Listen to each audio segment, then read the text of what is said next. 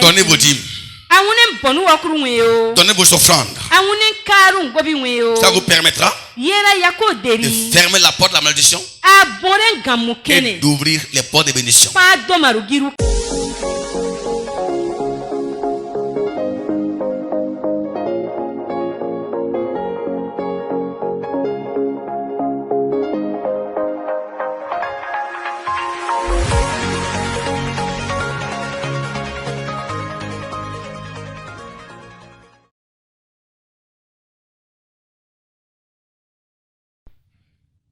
Alléluia.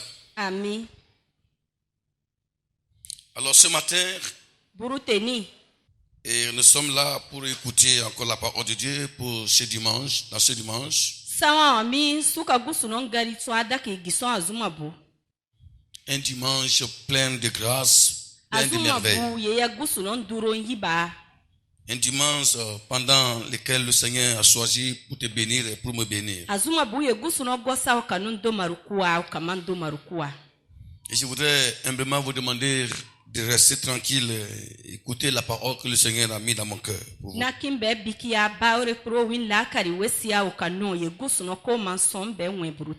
Nous lisons dans Genèse, chapitre 25, le verset 20 à 23. Genèse 25, 20 à 23. Abraham engendra Isaac. Isaac était âgé de 40 ans quand il prit pour femme Rebecca.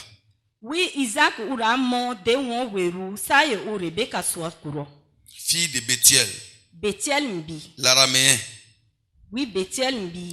de Padan Aram et sœur de Laban, l'araméen.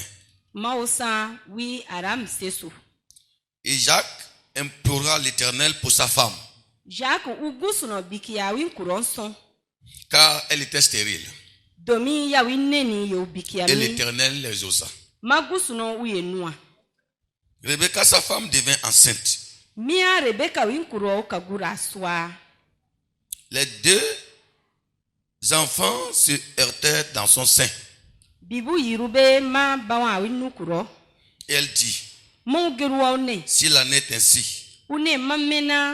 pourquoi suis-je enceinte? Elle alla consulter l'Éternel. Et l'Éternel lui dit, des nations sont dans ton ventre. Et deux peuples se sépareront au sortir de tes entrailles. Un de ces peuples sera plus fort que l'autre. Et le plus grand sera assujetti au plus petit. Alléluia. Gloire à Dieu. Alléluia. Comment fermer les portes de la malédiction et ouvrir les portes de bénédiction?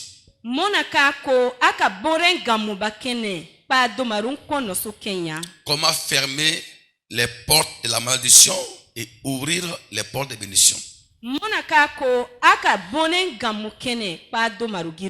La malédiction, malgré l'interprétation religieuse qu'elle reçoit de la part de tous les théologiens,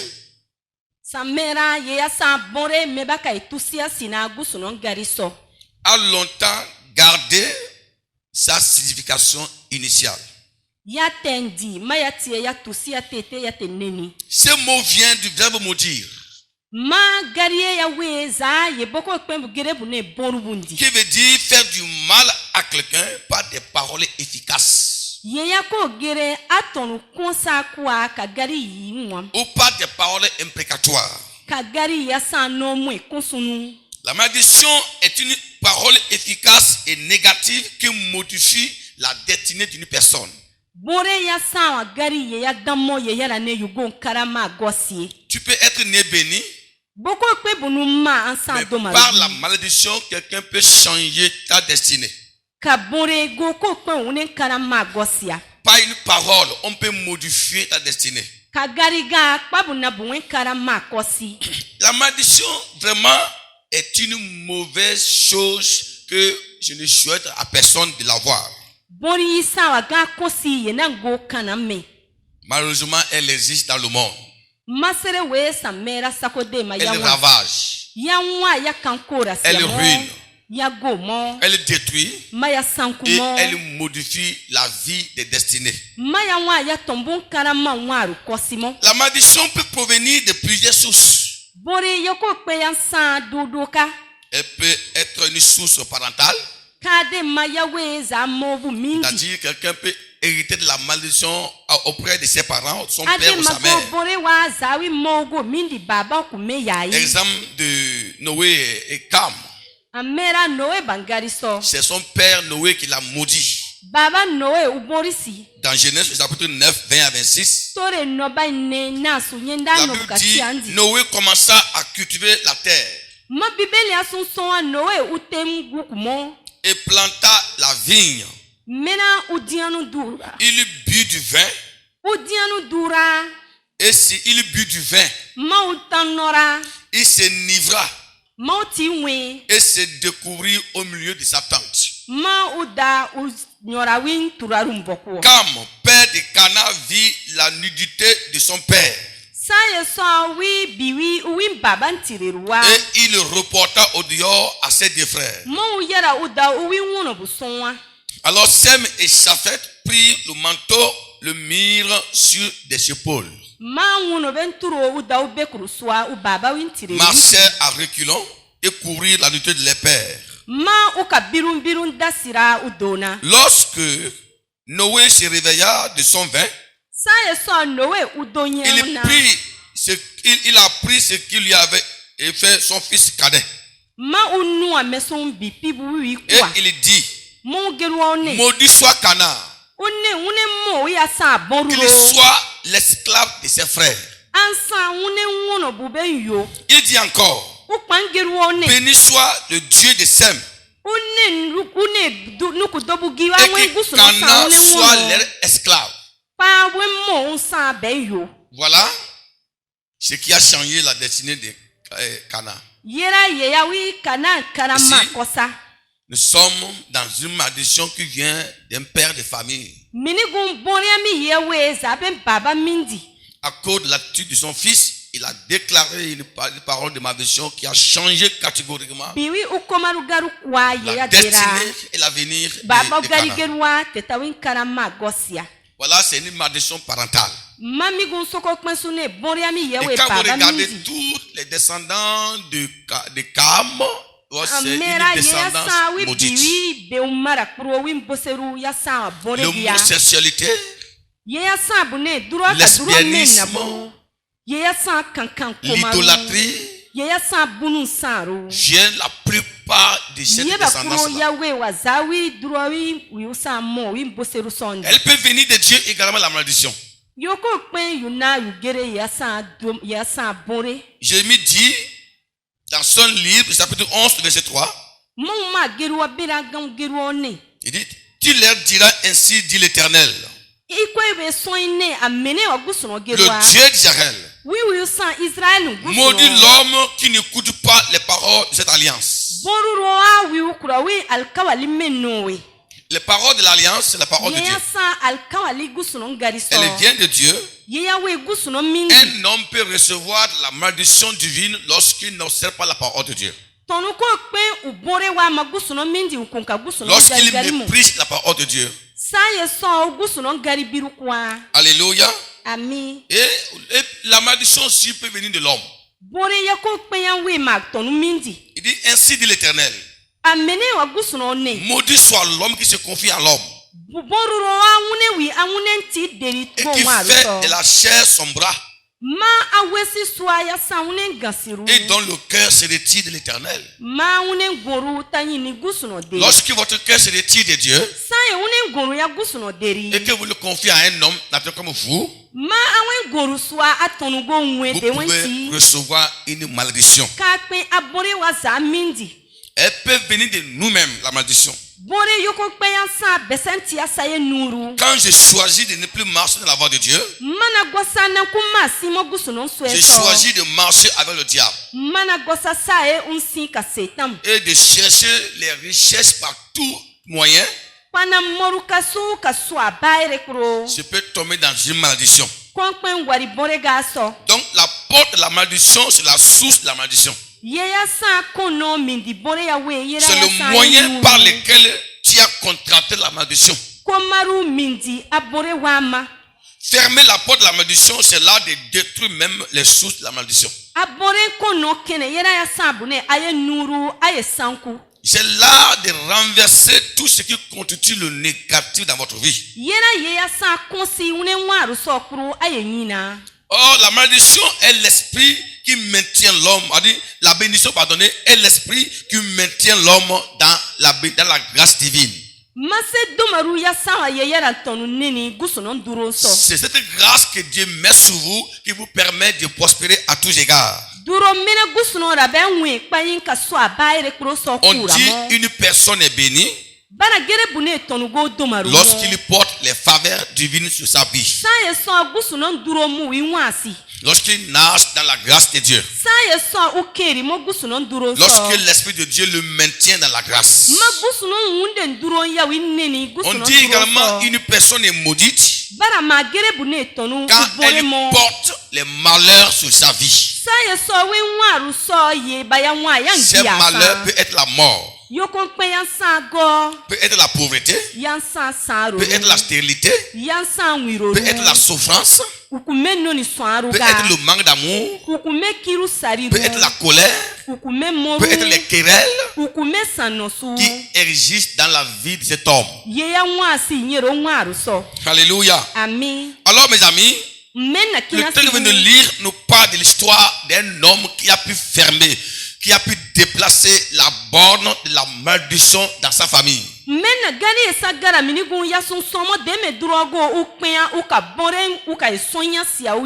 Cet homme s'appelle Jacques. Jacques était le fils d'Abraham, le fils unique de sa mère, qu'Abraham avait reçu dans sa vieillesse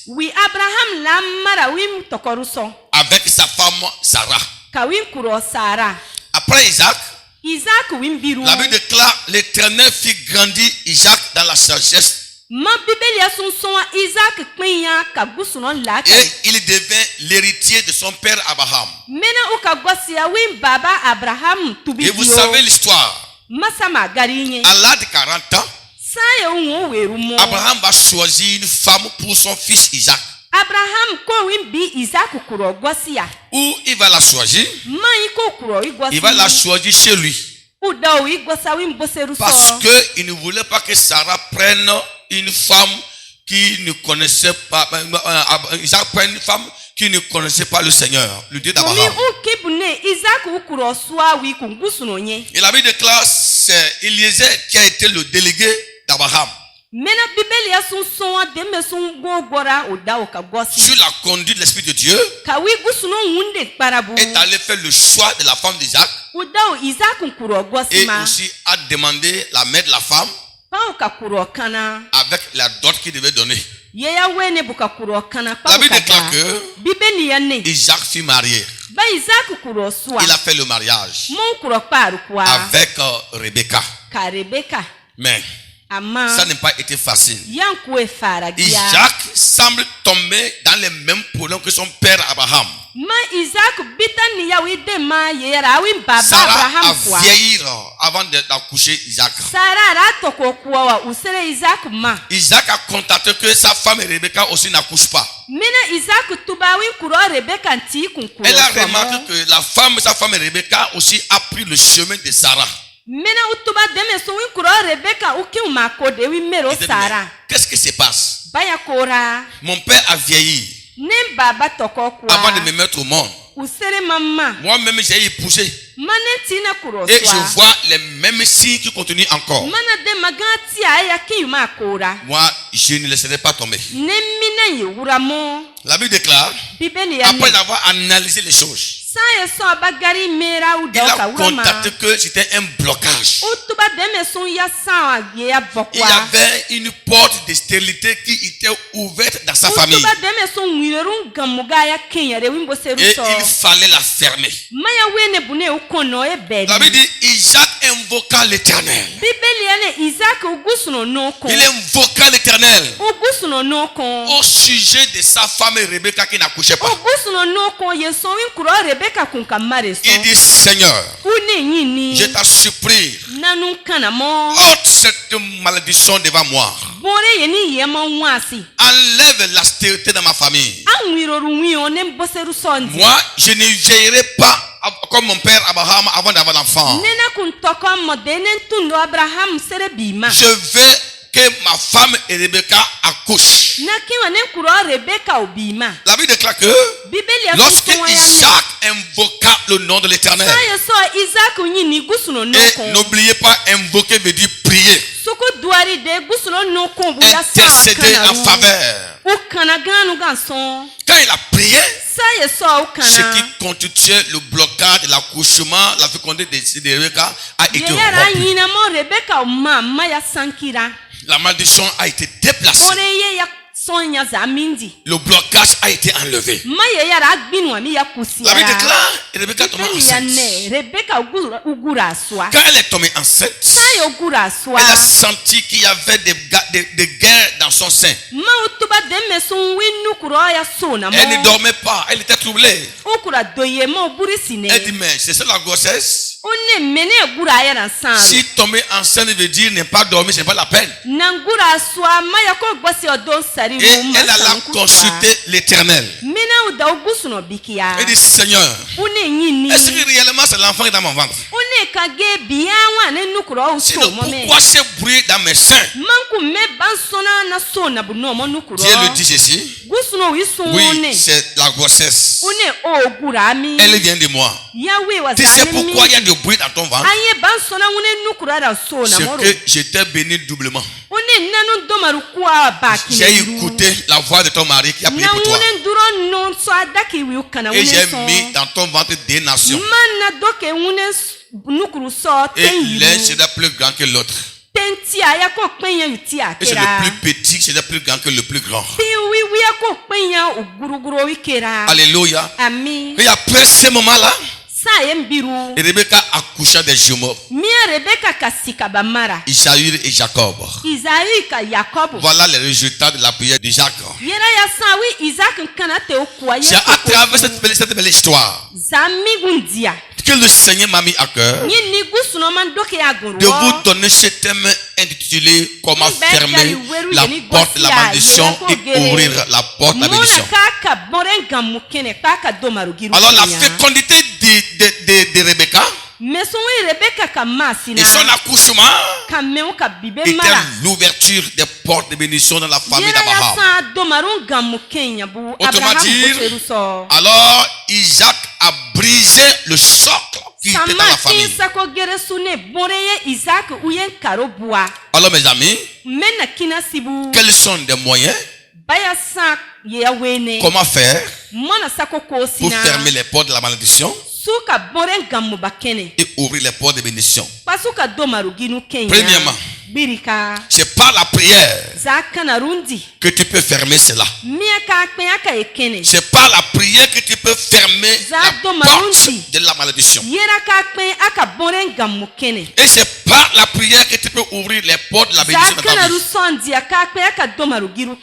Par la prière, tu peux déplacer les bornes de la malédiction qui ont été implantées dans ta vie et dans ta famille. La borne de la malédiction, c'est la source même fondamentale de la malédiction qui est là dans votre famille. Cette borne peut être datée. Elle peut exister même avant ta naissance. Elle peut même dater d'un siècle. Elle peut dater même de 2 siècles. La bonne d'une malédiction peut durer dans une famille pendant des siècles. Elle peut continuer du père au fils. S'il n'y a personne pour l'arrêter en plein chemin. Alléluia. Mais peu importe la durée de la malédiction dans une famille, dans la vie d'une personne, je vous assure que la prière a une capacité, a une puissance capable de renverser des forteresses qui ont duré pendant des siècles. Quand vous priez, la prière remue les fondements. La prière remue les fondements. Tous les fondements négatifs, les fondements maléfiques qui ont le poids sur votre vie, qui ont le poids sur votre personne, tu peux les remuer par la prière. Lorsque Isaac a constaté que il y avait un signe négatif sur la vie de sa femme Rebecca, Isaac n'a pas regretté pour avoir épousé Rebecca. Isaac n'a pas regretté pour avoir pris Rebecca comme épouse. Parce que Isaac savait que Rebecca était sa femme. Il y a des hommes, quand les femmes traversent quelques difficultés, surtout dans le domaine de la fécondité, le premier signe dans leur vie c'est quoi? Je me suis trompé de femme. Je me suis trompé de femme. Ce n'est pas elle que je devais épouser. Il commence pas à regretter pour avoir alors épousé cette dernière. Même si le problème ne vient pas de la femme,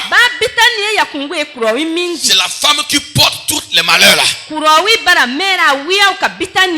matin, mon frère, ma soeur, je veux dire quelque chose de très important. Même si la malédiction vient de ta femme, même si elle vient de ton mari, vous n'avez pas besoin en tant que chrétien de regretter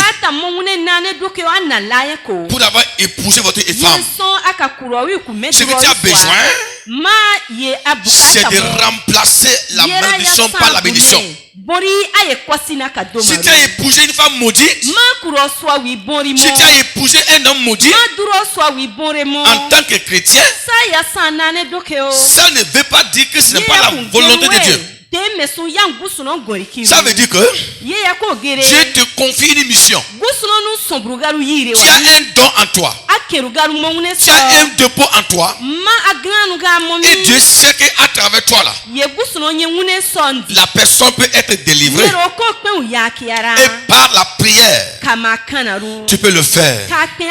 Isaac reconnaissait que Rebecca était sa femme. Isaac n'a pas menacé Rebecca. Isaac n'a pas attaqué Rebecca. Isaac n'a pas humilié Rebecca. Isaac ne l'a pas insulté. Mais Isaac a compris que si Rebecca est venue chez lui en tant que stérile, lui, Isaac, en tant que serviteur de Dieu, en tant qu'enfant de Dieu d'Abraham, Dieu a amené Rebecca auprès de lui pour la transformer. Mes amis, ne vous regrettez pas lorsque vous constatez une malédiction sur votre vie. Il y a une solution pour bloquer la malédiction. La prière fait remuer les murs de la malédiction. La prière renverse les forteresses. Oui, ce matin, mon frère, que l'Éternel exauce ta prière. Qu'il exauce ta prière aujourd'hui. C'est tellement tu es en train de livrer un combat contre une bonne de malédiction dans ta vie. Mais aujourd'hui, Dieu t'entendra au nom de Jésus-Christ. Que toutes les bornes de la malédiction de de ta famille et de ta vie. Pendant des siècles ce matin, lève ta main en haut ce matin. Je les déclare déplacés au nom puissant de Jésus-Christ. Je les déclare déplacés au nom de Jésus-Christ. Quelle qu'il soit leur ancienneté, qu'ils soient anciens, qu'ils soient nouveaux. Ces bornes-là, qu'elles soient nouvelles, qu'elles soient anciennes, qu'elles soient au siècle des siècles. Oui, pendant que tu écoutes ce message, je déclare le déplacement de ces bornes au nom de Jésus-Christ. Même si ces bornes sont enracinées au plus profond de la terre, je déclare ce matin qu'elles soient remuées.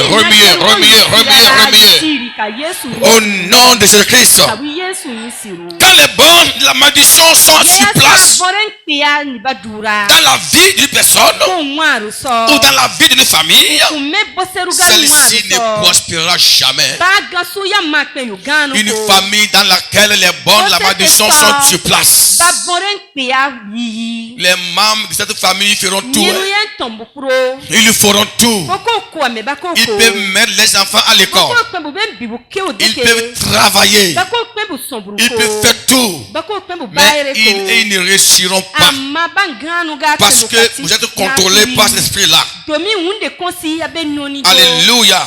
Si c'est la borne de la misère qui a été implantée dans votre vie, vous sentirez la misère à toi dans votre vie.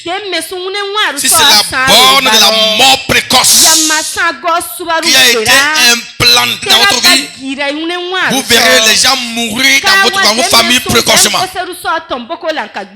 les cadres de vos familles vont mourir. C'est pour cela que vous devez apprendre à observer votre vie par rapport à la parole de Dieu. Observez votre famille, tout ce qui se passe par rapport à la parole de Dieu. Si vous constatez que il y a des signes anormaux, il y a des signes qui ne sont pas bibliques, il y a des signes qui ne glorifient pas le nom du Seigneur, lève-toi et fais comme Isaac. Il faut les déplacer. Il faut les déplacer. La malédiction peut être aussi un divorce. Il y a des hommes qui ne sont pas appelés naturellement à garder des femmes, parce que le diable les contrôle. Il y a des femmes, à cause de la malédiction, ne sont plus appelées à bien garder le foyer. Quand elle est avec un homme, à moins de choses, l'esprit de malédiction va l'amener à blesser son mari. Je comprends où le mari soit déçu et aller prendre une seconde femme. Alléluia. Ou bien l'homme peut tout faire, mais la femme peut le quitter et le laisser. Oui, il y a plusieurs types de malédictions là. En tout cas, le démon qui est dans votre maison là, cela dépend de la mission qu'il est chargé à accomplir. Observez votre vie, votre famille. Quand on devient chrétien, on doit commencer par analyser notre propre vie par rapport à la lumière de la parole de Dieu. On doit pas analyser et vérifier. Est-ce que ma vie est conforme à la parole de Dieu? Faites comme Jabet, qui a analysé sa vie. Il a vu que tous ses frères étaient prospères, mais c'est lui seul qui souffrait. Et tout ce qu'il faisait ne marchait pas. Quand il a vérifié, il a observé, il a compris que la malédiction lui venait de sa mère, que le jour de sa naissance lui avait donné un nom, Jabet, qui veut dire homme de souffrance. La Bible dit Jabet invoqua l'Éternel et le Seigneur a déplacé lancer la main sur lui. Mon frère et ma soeur, s'il y a une borne de la malédiction dans ta famille, tu verras ça régulièrement dans ta vie. Tu la verras même dans ton entreprise. Elle peut contrôler même ton ministère. Tu peux être un pasteur. Si tu es contrôlé par l'esprit de la malédiction, ton église ne prospérera pas. Ton ministère ne prospérera pas. On peut t'affecter d'église en église. Tu peux parcourir 20 églises dans 10 ans, mais tu n'auras aucun fruit. Il y a des gens qui sont guidés, qui sont mélotés. Parce qu'en réalité, ce n'est pas la formation pastorale qui me fait un lien de malédiction. On peut même devenir docteur en théologie. Tout est contrôlé par une force de mal. C'est pourquoi travaillez votre vie chrétienne. Travaillez là. Travaillez là. Et en travaillant sa vie chrétienne, tout ce qui est anormal, le Seigneur va te le révéler. Et si Dieu te révèle que ta famille est maudite, lève-toi, invoque le Seigneur. Il y a des familles contrôlées par les démons. Il y a des familles vraiment maudites. Quand vous regardez ces familles-là, il n'y a pas une fille qui est mariée. Même ceux qui sont mariés sont à la maison. Ils sont à la maison. Des enfants de plusieurs pères. Chacun se marie et revient à la maison. Et quand vous regardez grand frère, petit frère, tout le monde c'est polygamie. C'est une femme, 3 femmes, 4 femmes. On va chercher là qui sont dans les familles. Et quand vous regardez le côté éthique, soit tout le monde c'est la boisson, c'est l'alcoolisme. Mais toi, madame, tu viens de cette famille-là. Tu n'es pas devenu chrétien pour rien. Il faut vérifier. Pourquoi toutes mes soeurs sont revenues à la maison? Pourquoi tous mes frères sont polygames? Pourquoi mon père était polygame? Pourquoi mon grand-père était polygame? Et tous les membres de la famille sont polygames. Pourquoi? Pourquoi dans ma famille là, personne ne prospère? Pourquoi tout le monde est au même niveau de vie? Pourquoi tout le monde est alcoolique? Donc un chrétien qui n'est pas capable d'analyser sa vie et celle de sa famille à la lumière de la parole de Dieu, manque encore de choses. Il faut analyser et vérifier cela. Lorsque vous analysez et que vous voyez que c'est anormal, il faut savoir qu'il y a un démon qui est là. Il y a une borne qui est là. La borne là peut être datée. Alors qu'il faut faire? Prends ton arme. Prends ton arme. Il faut commencer par remuer les bornes. Commencez par de s'attaquer par la prière. Tu te pries, mes amis. Tu verras des choses changer ta famille, dans ta famille. Si tu pries réellement, les bornes de la mort, de la malédiction peut être déplacées. Ce matin, je veux bénir la vie de quelqu'un en disant ceci.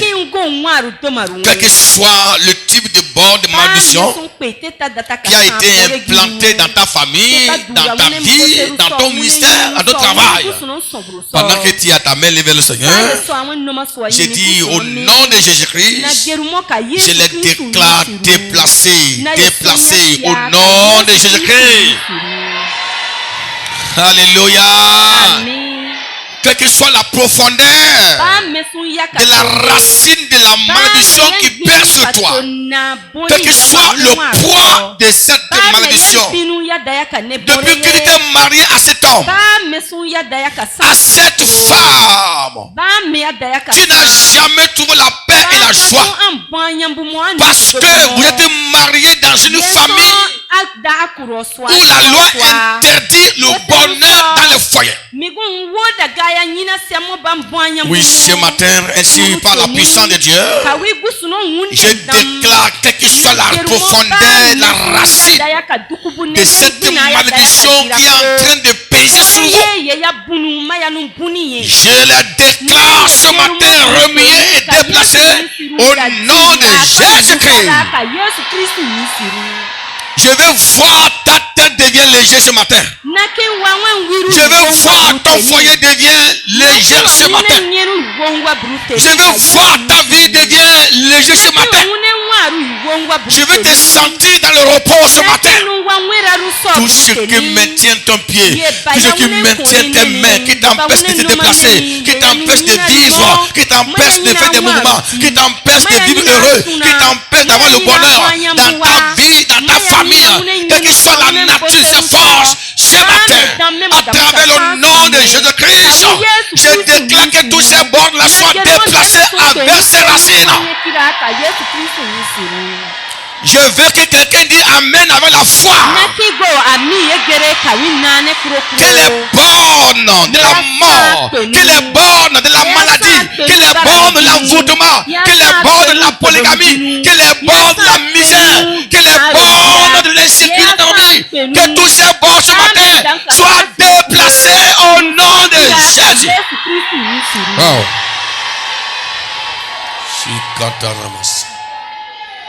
Amen. Amen. Vous savez, notre Dieu n'est pas seulement le fondateur de tout. Notre Dieu n'est pas seulement le fondateur de tout. Il peut aussi déplacer ce qu'il a, il peut déplacer les fondements du diable. Il ne fonde pas seulement, mais aussi il déplace. Dieu a dit à Jérémie, j'étais appelé aujourd'hui pour détruire, pour implanter, pour rebâtir, pour abattre. Dans le langage de Dieu, il a arrangé le ministère de Jérémie en deux groupes. Détruire, abattre. Voilà. Premier groupe, premier but. Deuxième but, construire ou bâtir. Jérémie devait détruire quoi? Il devait détruire quoi? Jérémie devait détruire tout ce qui a été implanté dans sa vie et en Israël. De la volonté de Dieu. La malédiction dans ta vie n'est pas la volonté de Dieu. La pauvreté dans ta vie n'est pas la volonté de Dieu. La mort précoce des membres de ta famille n'est pas la volonté de Dieu. Les divorces dans ta famille ne sont pas la volonté de Dieu. Non. Et non. Puisque tout cela ne sont pas la volonté de Dieu. Dieu dit à Jérémie que il faut que ce qui a été implanté dans ta vie, pour que tu réussisses dans ton ministère, pour que tu prospères dans le ministère que je t'ai confié, il faut que tout ce qui a été implanté dans ta vie, qui n'émane pas de ma volonté, soit détruit, soit abattu. Voilà ce que Dieu dit à Jérémie. C'est pourquoi lorsque vous devenez chrétien, vous devenez enfant de Dieu, vérifiez les fondements de votre vie. Vérifiez tous les fondements de votre vie. Et commencez par les comparer à la parole de Dieu. Est-ce que les fondements qui sont dans ma vie là sont les fondements de Dieu?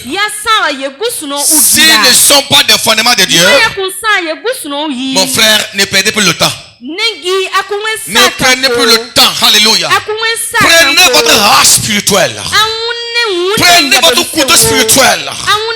Commencez par les couper. Prenez votre marteau spirituel. Et commencez par détruire. Ce matin, mon frère et ma soeur, tout ce qui a été implanté dans ta vie, dans ta famille, pendant que tu m'écoutes, tout ce qui a été implanté dans ta famille par le diable, tout ce qui a été implanté dans ton ministère par le diable, tout ce qui a été implanté dans ta vie par l'ennemi, qui ne vient pas de Dieu, à travers le nom de Jésus-Christ, je déclare que cela soit détruit complètement par la puissance de Dieu. Wow. Que le Seigneur détruise dans ta vie tout ce que Satan a été implanté. Ça fait longtemps. Ton ministère n'évolue pas parce qu'il y a une implantation diabolique dans ta vie. Ça fait longtemps ton foyer n'a pas de paix parce qu'il y a une implantation diabolique dans ta vie.